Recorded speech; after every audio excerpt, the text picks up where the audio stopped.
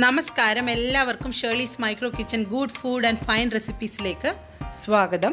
ഇന്ന് നമ്മൾ പ്രിപ്പയർ ചെയ്യുന്നത് ഇടിയിറച്ചിയാണ്. കുറച്ച് ആൾക്കാരെങ്കിലും ഇടിയിറച്ചിയെ പറ്റി കേട്ടിട്ടുണ്ടാകും. ബീഫ് കൊണ്ടാണ് നമ്മൾ ഇടിയിറച്ചി പ്രിപ്പയർ ചെയ്യുന്നത്. നല്ല നാരുപോലെ പ്രിപ്പയർ ചെയ്തെടുക്കുന്ന ഈ ഇടിയിറച്ചി ചോറിൻ്റെ കൂടെയൊക്കെ കഴിക്കാൻ ഭയങ്കര ടേസ്റ്റിയാണ്. പണ്ട് കാലങ്ങളിലൊക്കെ ഈ മഴക്കാലത്ത് ഇറച്ചിയൊന്നും കിട്ടാതാവുമ്പോൾ ആൾക്കാരിങ്ങനെ ഡ്രൈ ആയിട്ട് ഉണക്കി സൂക്ഷിക്കുമായിരുന്നു. പക്ഷെ നമുക്ക് അതിൻ്റെ ഒന്നും ആവശ്യമില്ല. ഇപ്പം നമ്മൾ ബീഫൊക്കെ വീട്ടിൽ വാങ്ങിക്കുമ്പോൾ ഒരു 1/2 കിലോയൊക്കെ നല്ലപോലെ കഴുകി വൃത്തിയാക്കി അതിൻ്റെ വെള്ളമൊക്കെ ഒന്ന് തുടച്ച് കളഞ്ഞതിന് ശേഷം ഇത്തിരി ഉപ്പും മഞ്ഞളും കുരുമുളകും ഇട്ടിട്ട് ഒരു 5 ദിവസം കൊണ്ട് ഇത് നല്ലതുപോലെ ഉണങ്ങിക്കിട്ടും. അത് നമുക്ക് എത്ര കാലം വേണമെങ്കിലും നല്ല എയർ ടൈറ്റ് ആയിട്ടുള്ളൊരു കണ്ടെയ്നറിൽ സൂക്ഷിച്ചാൽ നമുക്ക് ആവശ്യം വരുമ്പോഴൊക്കെ ഇടിയിറച്ചി സൂക്ഷിക്കാം. അപ്പോൾ ഇനി നിങ്ങളുടെ വീട്ടിൽ ബീഫ് വാങ്ങുമ്പോൾ മറക്കാതെ ഒരു 1/2 കിലോ ഇറച്ചി ഇതുപോലെ സൂക്ഷിച്ച് വെക്കുകയാണെങ്കിൽ നമുക്ക് ഇഷ്ടമുള്ള സമയത്തൊക്കെ നമുക്ക് ഇടിയിറച്ചി പ്രിപ്പയർ ചെയ്യാം. അപ്പോൾ ഞാൻ ഇതിൽ നിന്നൊരു കുറച്ചൊരു ഇടിയിറച്ചി, അത് ഓരോരുത്തരുടെ ആവശ്യം പോലെ ഒരു പിടി ഇടിയിറച്ചി എടുത്തിട്ട് ഒരല്പം ചൂടുവെള്ളത്തിൽ ഞാനിതൊന്ന് കുതിർത്ത് വെക്കുകയാണ്.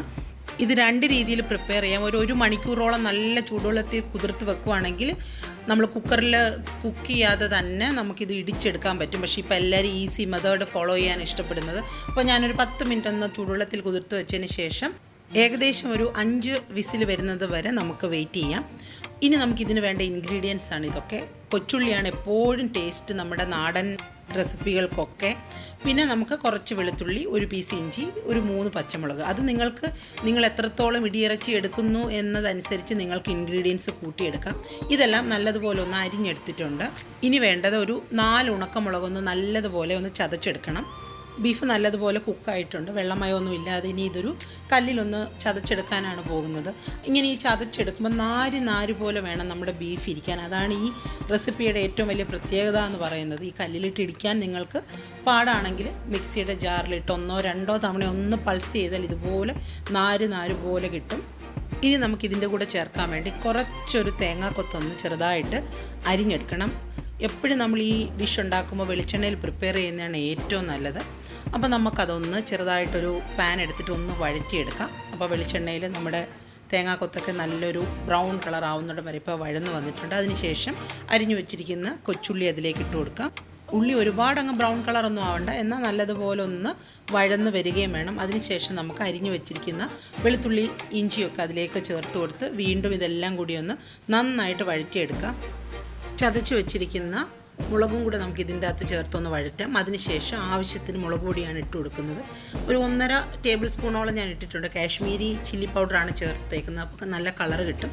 കുറച്ചും കൂടി മഞ്ഞൾപ്പൊടി നമുക്ക് ചേർക്കാം. അതിനുശേഷം ഗരം മസാല ഒരു 1/2 ടീസ്പൂൺ, കുറച്ച് കുരുമുളക് പൊടി, അതിനുശേഷം നമ്മൾ ചതച്ച് നാരുപോലെ വെച്ചിരിക്കുന്ന നമ്മുടെ ബീഫും കൂടി ഇതിൻ്റെ അകത്തേക്ക് ചേർക്കാം. ഉപ്പ് ചേർക്കുമ്പോൾ നിങ്ങൾ ശ്രദ്ധിക്കണം, ഓൾറെഡി ഉപ്പിട്ട് നമ്മൾ വേവിച്ച ബീഫാണ്. അപ്പോൾ നേരത്തെ നമ്മൾ ആദ്യം ഡ്രൈ ആക്കി വെച്ചിരുന്നപ്പോഴും ഇതിൽ ഉപ്പുണ്ട്, അതുകൊണ്ട് നോക്കിയിട്ട് മാത്രം ചേർത്താൽ മതി. ഇത് നല്ലതുപോലെ ഇനി മിക്സ് ചെയ്തെടുക്കാം. ഇങ്ങനെ മിക്സ് ചെയ്തെടുക്കുമ്പോൾ ഒരുപാട് ഹൈ ഫ്ലെയിമിലിടാതെ നിങ്ങൾ സൂക്ഷിക്കണം, കാരണം ബീഫ് വരണ്ടു പോകും.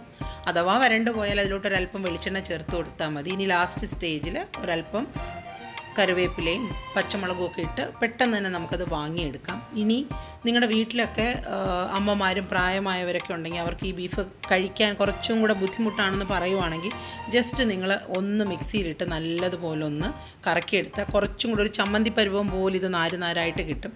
കുറച്ച് ബീഫ് ഞാൻ അങ്ങനെ ആക്കിയെടുത്തിട്ടുണ്ട്. അപ്പോൾ എങ്ങനെയാണെങ്കിലും അത് ഭയങ്കര ടേസ്റ്റിയാണ്. അപ്പോൾ നിങ്ങളെല്ലാവരും ഈ ഇടിയിറച്ചി ട്രൈ ചെയ്ത് നോക്കുമെന്നാണ് എൻ്റെ വിശ്വാസം. അപ്പോൾ മറ്റൊരു റെസിപ്പി അല്ലെങ്കിൽ വ്ലോഗുമായി വരുന്നത് വരെ എല്ലാവർക്കും bye from Shirley's micro kitchen.